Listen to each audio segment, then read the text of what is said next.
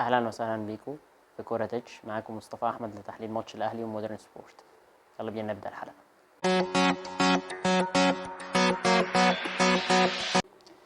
هنبدا النهارده بتشكيل الاهلي. بدا بحراسه المرمى محمد الشناوي، قدامه من الشمال اليمين كريم فؤاد، محمد عبد المنعم، رامي ربيعه، وفي الجنب اليمين خالد عبد الفتاح، قدامه اكرم توفيق، محمد مجدي قفشه، امام عاشور، وقدامهم طاهر محمد طاهر، حسين الشحات، وسام ابو علي. كمان كانت مودرن سبورت متوقعة ان الاهلي هيلعب معاها جيم هجومي، فبدأت ان هي برضو تسبق بالهجوم، وفي نفس الوقت الاهلي بدأ ان هو يهاجم.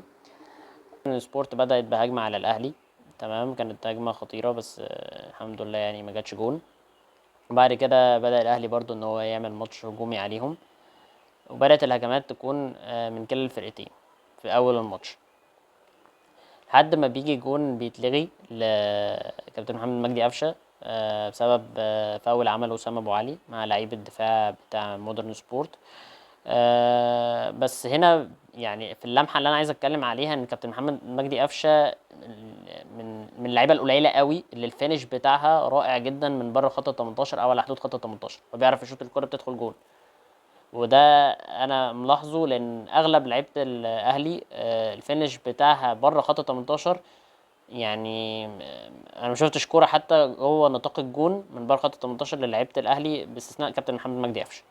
فانا شايف ان الفينش بتاعه رائع وشوطاته من بعيد بتبقى رائعه. بس هنا بقى هنيجي نتكلم برضو على الجون اللي جه في الدقيقه 25 لمودرن سبورت من ارنولد ايبا. وده جون غريب جدا ان هو يدخل يرقص اللعيبه كلها من خط النص. يعني ده شيء غريب جدا ان مفيش ولا لاعب قدر ان هو يقطع منه الكوره، غير كمان ان الشوطه بتاعته ما كانتش قويه قوي. انا استغربت جدا انها دخلت في كابتن محمد الشناوي لان الكوره فعلا يعني تتصد.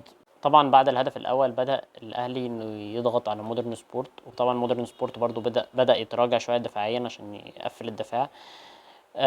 بنشوف كوره من شوطه من بره خط 18 في الدقيقه 28 لكابتن محمد مجدي قفشه، بس يعني ما بتبقاش مؤثره قوي يعني. تمام مرة تانية لحد ما بتيجي الكورة الفاول اللي بيقدر يرفعها كابتن محمد مجدي قفشة وتروح على الهيد بتاع إمام عاشور عشان يسجل الهدف الأول. على فكرة كابتن إمام عاشور يمكن باستثناء الجون ما عملش ماتش كبير، يعني ماتشه كان عادي أو أداؤه كان عادي في الماتش، ما عملش حاجة اللي احنا كنا مستنيين إن هو يعملها يعني. طبعا مع بعض اللعيبه اللي انا لاحظت ان هم تقريبا يعني ما عملوش حاجه خالص زي كابتن حسين الشحات في الماتش ده. طبعا انا مش عايز اتكلم عن كابتن حسين الشحات بان هو وحش، هو اكيد كابتن حسين الشحات لعيب كويس جدا ومتميز جدا، ممكن يكون من ضغط المباريات فهو تعب. لكن الماتش ده انا يعني ما شفتوش خالص، انا بتكلم يعني ككابتن حسين الشحات في الماتش ده بس، فانا ما شفتوش خالص بصراحه في الماتش ده. اما كابتن طاهر محمد طاهر فهو حاول برضو بس يعني ما كانش ليه فعاليه كبيره، ويمكن يكون تأثير الإجهاد المباريات عليهم خلاهم يعني يبقوا في المرحلة دي شوية. بنبدأ الشوط الثاني بكرة منحصرة في نص الملعب مع محاولات ضغط للنادي الأهلي. بعد كده بنلاحظ ان كابتن طلعت يوسف بيعمل تبديل هجومي في الدقيقة 58. يعني ده باين ان هو كان عايز يخطف اللقاء بانه يسجل هدف تاني ويرجع يدافع يقفل دفاعاته بحيث ان هو يقدر ان هو يخطف 3 بونت من النادي الأهلي.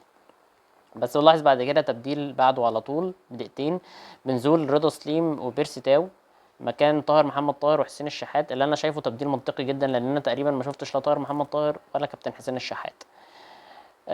بعد كده بتحصل كوره كورنر، وبعد كده بنلاحظ ان كابتن كولر عمل خطه حلوه جدا في الكورنر ده. كلنا عارفين طبعا ان كابتن محمد عبد المنعم مميز جدا بالهيد وبيقدر انه يسجل اهداف كتير من كذا كورنر. فكابتن مارسيل كولر خلى كابتن محمد عبد المنعم يطلع قدام على القريبه بحيث انه يسحب معاه لاعب او اتنين من لعيبه مودرن سبورت ويفضي المساحه وراه في ظهره عشان يقدر الكره تعديه وتوصل لبيرسي تاو اللي بيقدر فعلا بدماغه بيحطها في الجون التاني. ودي كانت لمحه حلوه جدا من كابتن مارسيل كولر لان هي كانت حركه ذكيه جدا عشان يقدر يفضي المساحه لبيرسي تاو عشان يقدر يسجل الهدف التاني للنادي الاهلي. بعد كده بنلاحظ في الدقيقة 73 بنزول ديانج مكان مجدي قفشة اللي حصل له شد. هو كان واضح ان هو فعلا مش قادر ان هو يكمل ال 90 دقيقة كاملة لان هو بقاله كتير ما بيلعبش ماتشات كاملة، فكان تبديل برضو عشان يقدر كابتن مارسيل كولر بانه يحمي محمد مجدي قفشه، وفي نفس الوقت عشان هيحتاجه في الماتشات اللي جايه. بعد كده بنلاحظ تبديلات تانية في الدقيقه 77 بنزول كهربا مكان امام عاشور، ونزول ندفيد مكان كابتن وسام ابو علي. بعد التبديلات ديت بنلاحظ ان الاهلي كده فقد خلاص مفاتيح اللعب بتاعته اللي هي صناع اللعب في نص الملعب، فبدا ان هو يلعب شويه على الكره الطويله اللي هي من خط الدفاع اللي قدام، على اساس ان هو يلعب في ظهر الخطوط بتاعه مودرن سبورت. بس للاسف يعني ما جابتش نتيجه قوي.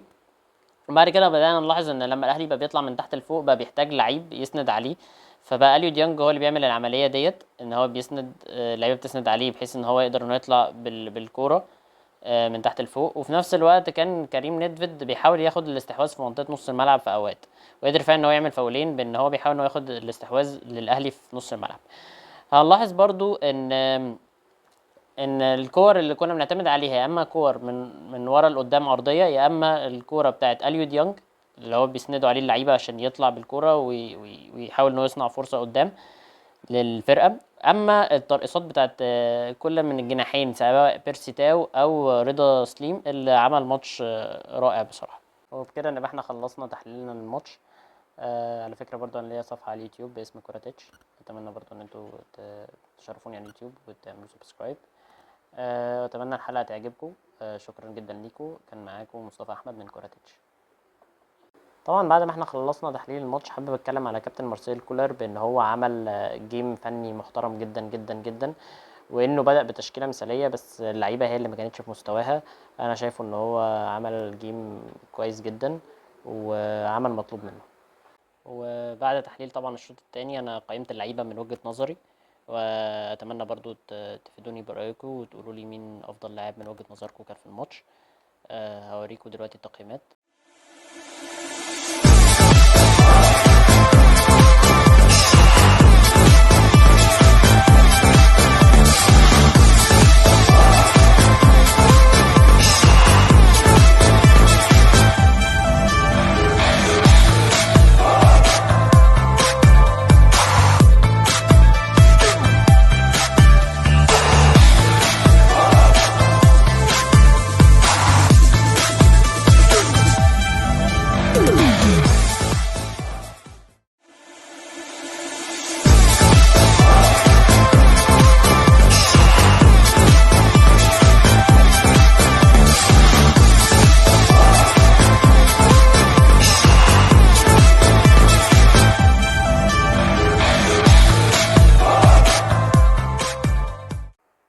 وبكده احنا خلصنا تحليل الماتش.